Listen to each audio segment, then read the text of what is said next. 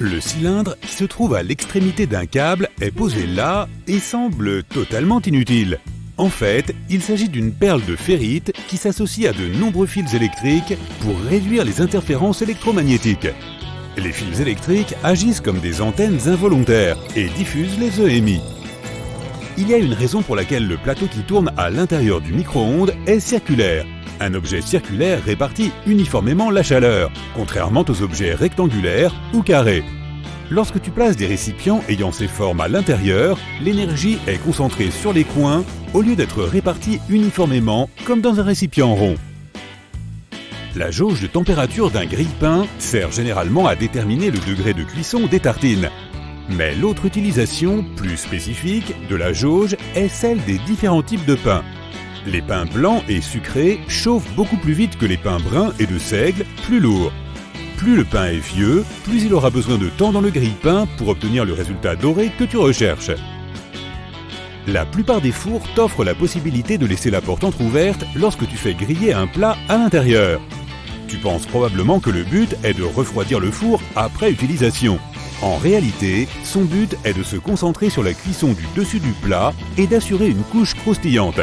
En contrôlant l'accumulation de chaleur et de vapeur, en la libérant par la porte légèrement entrouverte, tu obtiens le résultat souhaité sans cuire tout le plat jusqu'à ce qu'il soit croustillant. Tu as probablement remarqué que ton lave-vaisselle comporte des zones spécifiques pour différents types de couverts et de vaisselle. Mais tous les articles de vaisselle doivent être orientés vers le centre et non pas tous dans la même direction. Les types d'aliments qui se trouvent sur les assiettes détermineront également leur emplacement dans les casiers. Comme le centre de la machine reçoit le jet le plus fort, les tâches à base de glucides provenant de tomates et de pommes de terre doivent être placées à cet endroit. Le détergent est plus concentré sur l'extérieur pendant le nettoyage, ce qui crée un nettoyage en forme de cascade. C'est pourquoi les tâches à base de protéines, comme celles des œufs par exemple, doivent être placées à cet endroit. Les ventilateurs de plafond poussent l'air frais vers le bas lorsqu'il fait chaud, faisant ainsi circuler la pièce. Mais ils peuvent te servir en hiver tout aussi efficacement si tu enclenches l'interrupteur sur le côté ou si tu utilises la tirette. Donc, si tu veux économiser de l'argent sur le chauffage et essayer de réchauffer rapidement ta pièce lors d'une journée froide, mets le ventilateur en marche. Il poussera l'air vers le haut et répandra l'air chaud autour de toi, réchauffant ainsi plus efficacement la pièce.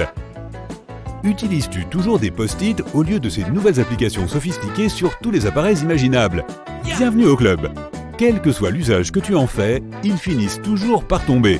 Si tu as déjà rencontré ce problème, c'est parce que tu les as décollés du bas vers le haut. C'est cette façon de faire qui provoque le retroussage. En les décollant par le côté, tu t'assures qu'ils restent bien plats, prêts à te rappeler tes tâches quotidiennes. Savais-tu que les ouvre-boîtes ont été inventés seulement 50 ans après que les boîtes de conserve soient devenues courantes?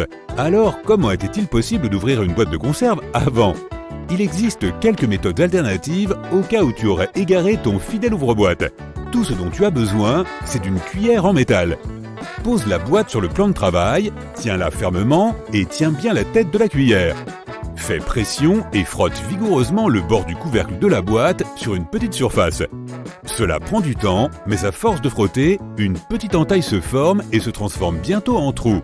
Une fois que le trou est suffisamment large pour laisser passer la pointe de la cuillère, fais levier sur le couvercle et continue à longer les bords jusqu'à ce que tu puisses enfin accéder au repas qu'il contient. Tu l'as durement gagné. La plupart des toilettes dépendent de la pression de l'eau et de la gravité pour fonctionner. Une panne de courant ne les affectera donc pas. Mais si les tiennes ont besoin d'électricité pour fonctionner, tu dois t'inquiéter de leur utilisation en cas de panne de courant. La bonne nouvelle, c'est que l'électricité sert uniquement à remplir les toilettes et non à tirer la chasse. Comme le mécanisme de la chasse d'eau fonctionne toujours, ouvre le réservoir des toilettes, verse quelques litres et tu pourras évacuer tout ce dont tu as besoin. Les bouchons dans les canalisations de la douche se produisent sur une longue période. C'est inévitable. Nous perdons 50 à 100 cheveux par jour et beaucoup d'entre eux cherchent à se loger dans nos canalisations de douche.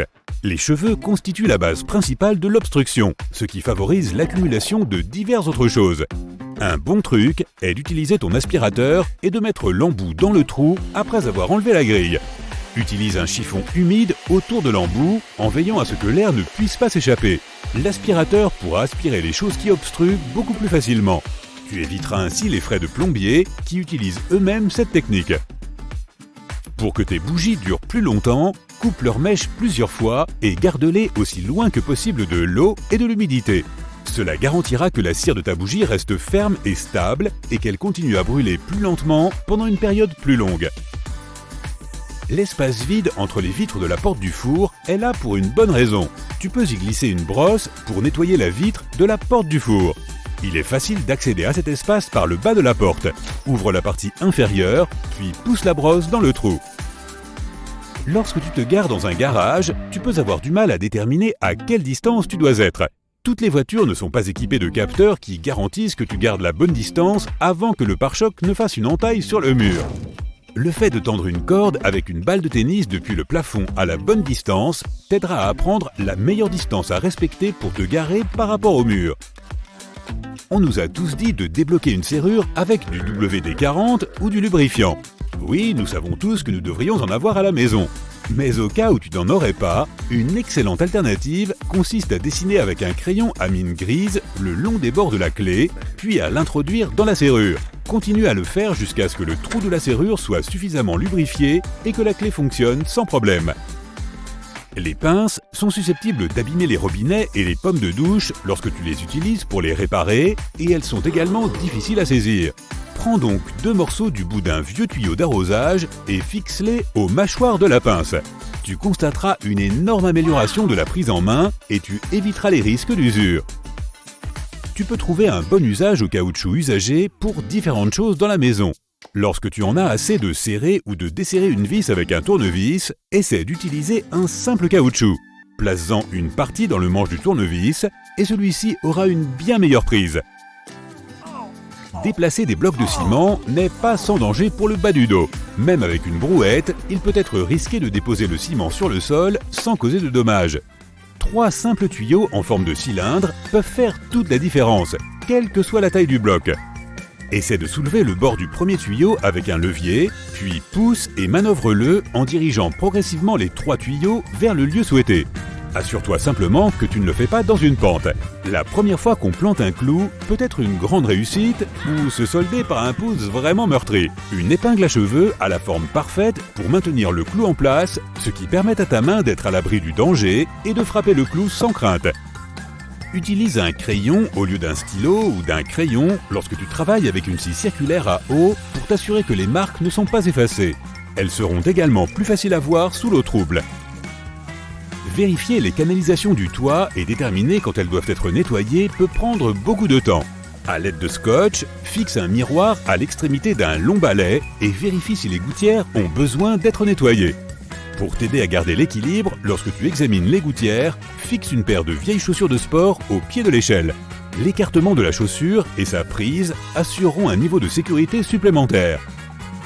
Les produits de calfeutrage liquide se présentent généralement sous la forme d'énormes tubes, de sorte que tu ne peux jamais les utiliser en une seule fois.